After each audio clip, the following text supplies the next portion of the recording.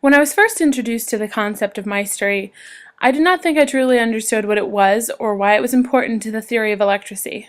I had had to write plenty of essays about myself in the past, things anywhere from writing a short story about what I did over the summer, to more in-depth things such as what were my thoughts on the philosophy of the Enlightenment.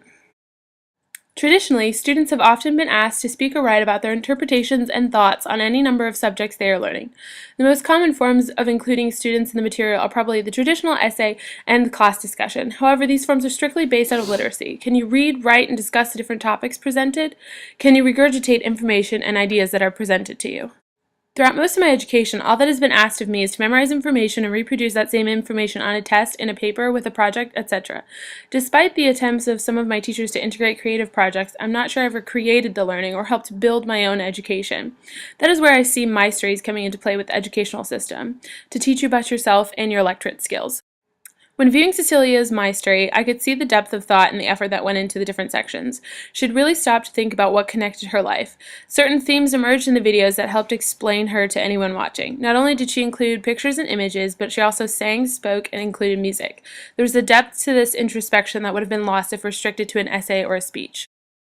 After viewing Cecilia's Mystory, I think I understand a little bit more about the benefits of the pedagogy of Mystory. It is a different form of history that no longer focuses on the scientific, rational explanation of the past, but allows for deeper thought and contemplation as well as a unique perspective and application to your own life.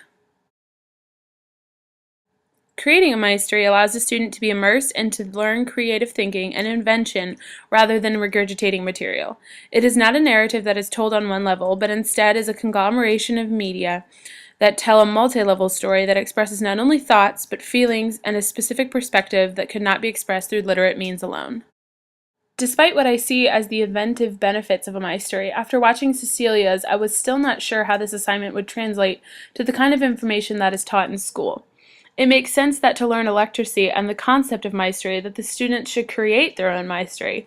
However, how can one learn about things like literature, science, etc. through a Mystory? When I first began thinking about how to teach something like literature through digital media, I automatically thought of a YouTube series that I follow. It is called The Lizzie Bennet Diaries, and is a transmedia story that brings the classic book of Pride and Prejudice into the 21st century through videos, tweets, blogs, etc. It is the modern-day interpretation of Jane Austen's most famous novel. This transmedia story takes the general storyline, characters, plot development, etc., and translates it into a more relatable modern-day interpretation. Essentially, it seems like the creator of the series is trying to bring the story forward to help students today understand and interact with the literature and the themes within the story that have made it such a classic. However, despite the modern interpretation and potential for relating to modern-day students, this transmedia story is still only literary. It is still an interpretation of another's work. It is not invention or creation. This story is still a narrative, and while it is an example of convergence and could help with understanding, it does not allow the student to create learning. In order to learn more about how digital media, electricity, Mystory, etc. would potentially relate to average topics that are taught in school, I decided to do some research and found some interesting projects that are available online.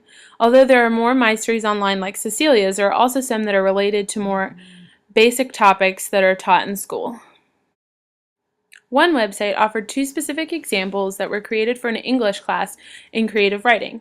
These 2 Mystories focused on choosing a topic that the students related to within literature.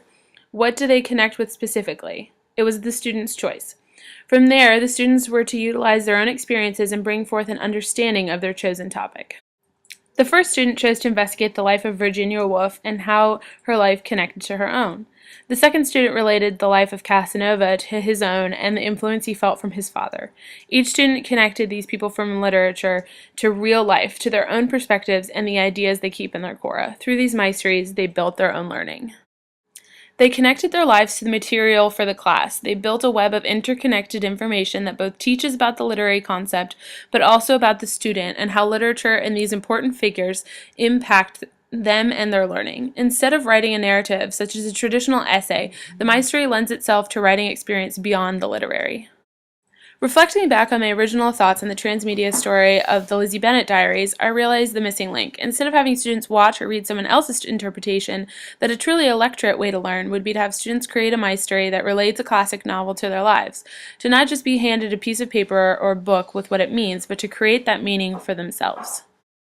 I think that although Mystery may have originally been created in reaction to the idea that history is not a concept that suits literacy, it has great potential to help students build their own learning around traditional information that is taught in schools. I think that allowing students to create will connect them even further with the material while also providing insights to other students through sharing and peer reviewing. Although this practice has yet to be adopted on a widespread basis, there is great potential for Mystery to be integrated into the classroom. In my opinion, I think that children should start early on in their lives to create knowledge and relate their own lives and perspectives toward learning. Apparently, Apple had a similar idea with this application that allows children to build their own stories. There are many such applications, like this My Story Builder that is provided by the BBC.